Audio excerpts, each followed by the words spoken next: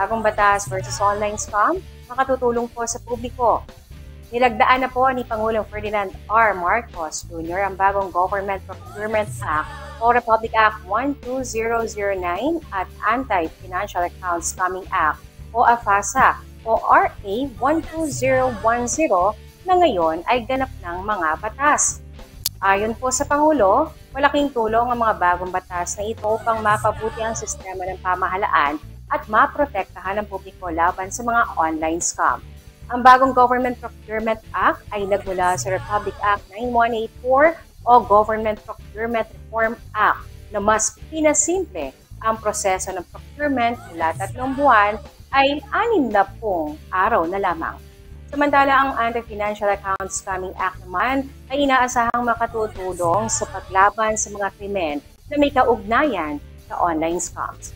Ito ay nagbabawal at nagpaparusa sa mga financial crimes tulad ng pagganap bilang money mules, pagsasagawa ng social engineering schemes at economic sabotage. Pinapayagan din ng batas ang Bangko Sentral ng Pilipinas o BSP na mag-imbestiga ng mga kaso at mag-apply para sa cybercrime warrants at orders na tumutukoy sa electronic communications na ginamit sa anumang paglabag sa batas. Binigyan din ng batas ang BSP ng limitadong kapangyarihan na suriin at imbestigahan ang mga bank accounts, e-wallets at iba pang financial accounts na may kinalaman sa ipinagbabawal na gawain. Ang dalawang batas na ito ay mga itinuturing mga priority bills ng Legislative Executive Development Advisory Council at bahagi ng legislative agenda ni Pangulong Marcos. At syempre, Jovi, marami na nga nagpasalamat kay Pangulong Bongbong Marcos dahil sa pagpirma po niya dito sa dalawang bagong batas na magpoprotekta syempre sa karapatan ng bawat Pilipino laban po sa mga financial online scam.